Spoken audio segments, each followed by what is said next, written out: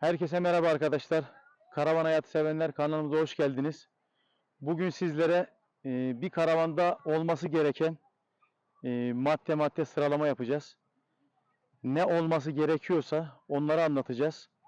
E, Hadi geçelim videomuza.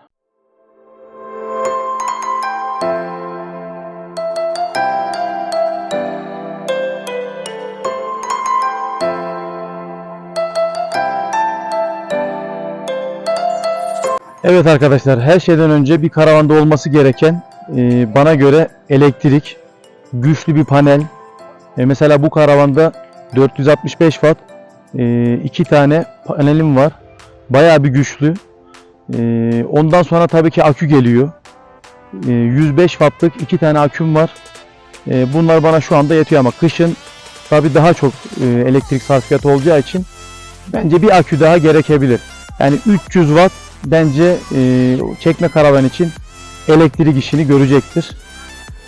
Elektrik tesisatımız bu şekilde. Arkadaşlar daha sonra bence olmazsa olmazı bir karavanda tüp. Çünkü yemek yapılırken ne bileyim çay kaynatılırken daha da çok şofben kullanırken muhakkak tüpümüze ihtiyacımız var. Olmazsa olmaz denebilecek maddelerden bir tanesi de tüp. Tabii tüple beraber bizim karavanımızda tesisatı da var. Hani de güzel bir tesisat çekilmiş. Ta banyoya kadar bir tüp tesisatımız var. Dışarıda da yine keza göstereceğim. Ocağımız var. Hem dışarıda hem içeride ocak olması bana göre çok güzel. Ocaklarımıza bakalım şimdi de. Evet arkadaşlar. Dış ocağımız bu şekilde. Niçin dışarıda ocak olması lazım? İçeride de bir ocağımız var. Dışarıdaki ocak daha da çok işte sucuktu, kavurmaydı, etti, böyle yağlı patates kızartması, içeride koku yapabilecek o tarz ürünleri dışarıdaki ocağımızda yapıyoruz. İşte içeride makarnaydı, pilavdı, daha böyle kokusuz.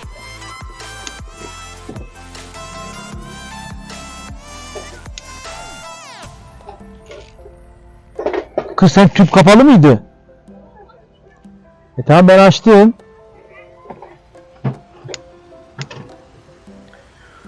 Az önce tüpü açmayı unutmuşuz arkadaşlar. Şimdi açtık.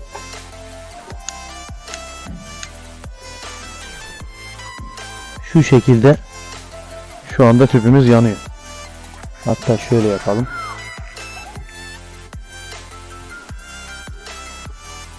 Gözükmüyorsa şöyle yaklaştıralım da bu şekilde tüpümüzü yakabiliyoruz arkadaşlar. Evet, olmazsa olmaz diyebileceğimiz ocağımız, içerideki ocağımız da burada arkadaşlar. Bunu da şu şekilde çalıştıralım.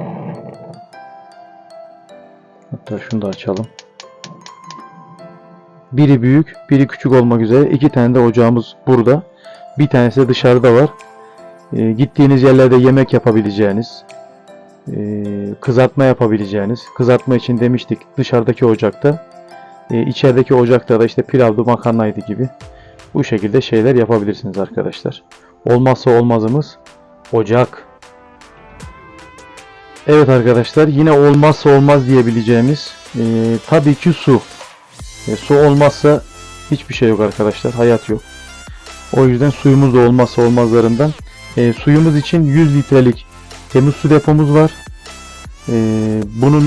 Bununla beraber bir tane hidraforumuz var. 6,5 litrelik hidrafor. Hidraforunuz ne kadar düşük olursa o kadar iyi. Çünkü bu dakikada 6,5 litre veren bir hidrafor. Ne yapacaktır? Düşünsene çocuğunuz açtı. 20 litrelik bir hidrafor olsa 1 dakikada 20 litre suyunuz gidecektir. O yüzden daha az seviyeli bir hidrafor olması 6,5 litre de bence ideal bir seviye. Şöyle hemen suyumuzu da açalım. Hem elimizi yüzümüzü yıkayabileceğimiz hem de bulaşığımızı yıkayabileceğimiz su olmazsa olmaz arkadaşlar. Evet arkadaşlar, 100 litrelik su depomuz da burada.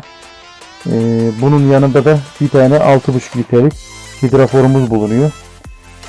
Buradan suyu alıp, bu arada suyumuz da bayağı varmış arkadaşlar. Buradan suyu alıp bütün tesisattan hem mutfağa hem banyoya her yere suyumuzu dağıtabiliyoruz arkadaşlar. İçeride bir su depomuzun olduğunu göstermiştik. Peki buraya nereden su dolduruyoruz? Tabii ki buradan bizim kilitli su depomuz var. Şu şekilde kilidimizi açıyoruz ve buradan suyumuzu dolduruyoruz arkadaşlar.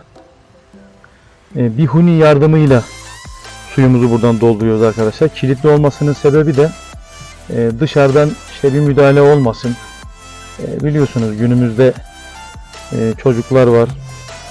Bazen yetişkinler bile çocukluk yapabiliyor. İçine bir şey atabilirler. Herhangi bir zarar verebilirler diye. Muhakkak olmazsa olmaz kilitli bir su deponuz olsun arkadaşlar. Evet arkadaşlar, yine bir olmazsa olmazımız tabii ki her insanın ihtiyacı olan tuvalet.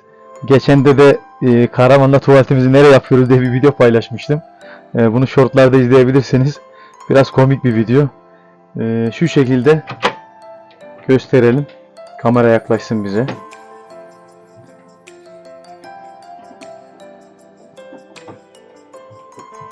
Şöyle ben alayım. Bu şekilde bir kasetli tuvaletimiz var. Bazı gittiğiniz yerlerde tuvalet olmayabiliyor.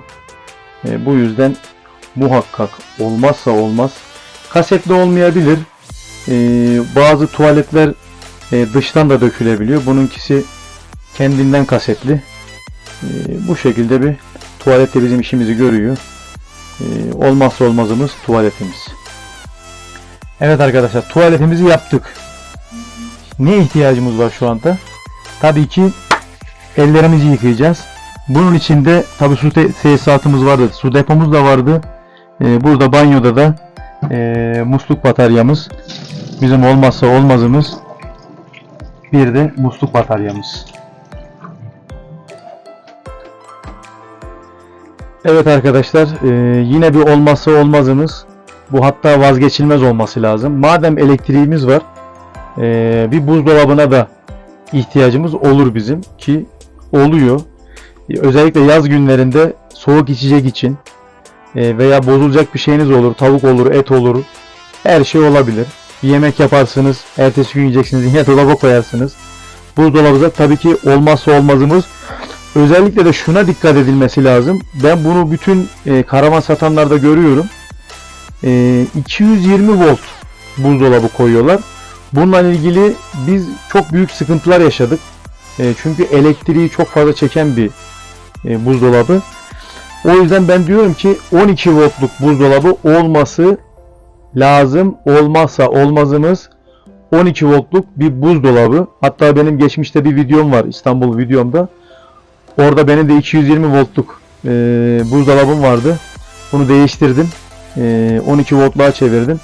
Geceleri karanlık olunca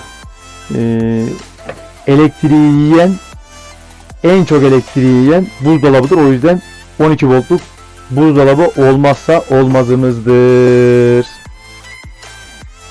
Evet arkadaşlar, çok ihtiyaç olandan sonra daha da kademe kademe düşüyoruz tabi. Televizyon demeyeceğim. Televizyonumuz vardı bizim, söktük. Televizyonu kullanmıyoruz. Karavanda televizyon hiç ihtiyaç yok arkadaşlar. Çünkü zaten bütün gün çocuklarımız ve biz gerçi izlemiyoruz ama izleyenler var. Önceden biz de izliyorduk. Televizyon zaten yeterince izleniyor.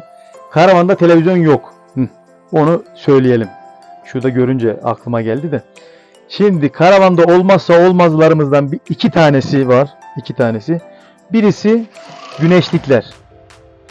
Bu güneşlikler olmazsa olmaz. Zaten çoğunda var. Hiçbir karavanda ben olmayanını görmedim. Böyle bir tane yaprak gelmiş. Şunu atalım. Ama bazılarında olmuyor. Nedir bu? Sineklik arkadaşlar. Bu sineklik muhakkak olması lazım. Mesela bir yere gittiniz. Bir ormana, bir göl kenarına, sivrisinek istilaları, kara sinek istilaları olabiliyor. Söyleyemedim. Bunlardan ne yapıyoruz biz?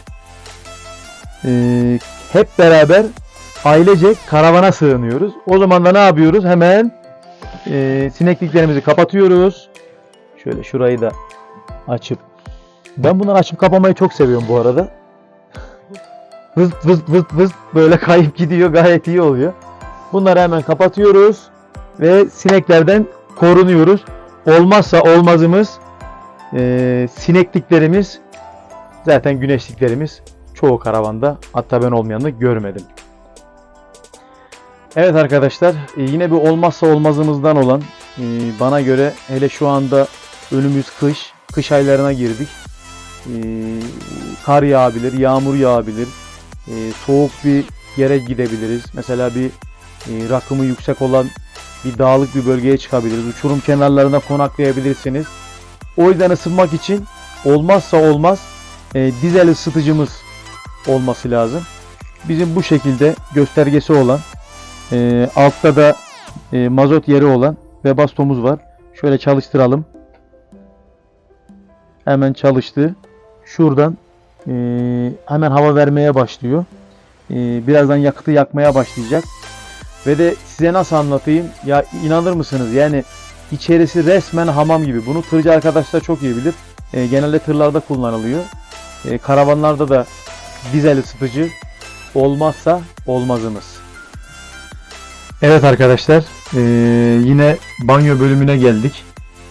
Bunu olmazsa olmaz diyemeyiz. Bunu daha çok böyle uzun süreli yaşayan insanlar için olmazsa olmaz olur.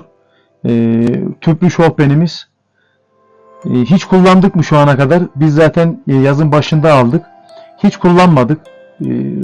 Denize gittiğimizde de zaten hava sıcak olduğu için hep soğuk duş aldık. O yüzden daha kullanma fırsatımız olmadı ama olmazsa olmaz diyemeyiz ama olursa da çok iyi olur diyebileceğimiz bir ürün.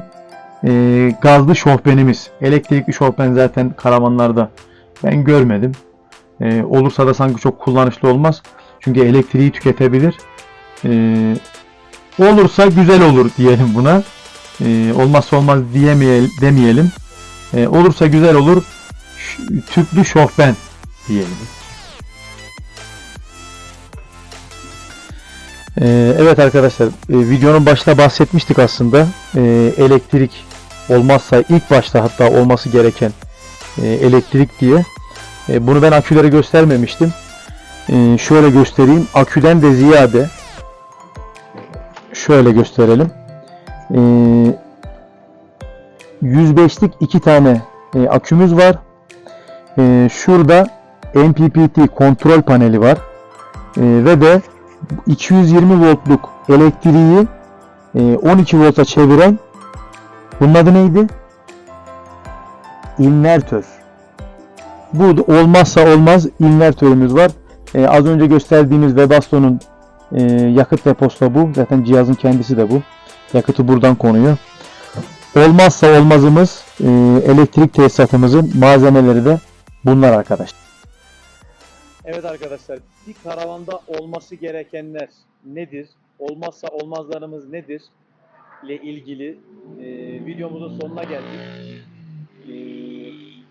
Tabii bu bir espri değil. Hakikaten olmazsa olmazlarımızdan bir tanesi de eşlerimiz. Eşlerimiz bize hakikaten bu hayatta çok yardımcı oluyor. Karavanda da öyle. Ben eşim olmazsa karavanda ne yaparım diye çok düşünüyorum. Allah başımızdan eksik etmesin. Keza da senin de dedi eşim. Ben de ondan onu bekliyordum. İnşallah daha güzel videolarla ileride beraber olacağız. Bugünkü tanıtım videomuzun sonuna geldik. Kanalımıza abone olmayı, videomuzu beğenmeyi ve paylaşmayı unutmayın. Allah'a emanet olun. Hoşça kalın.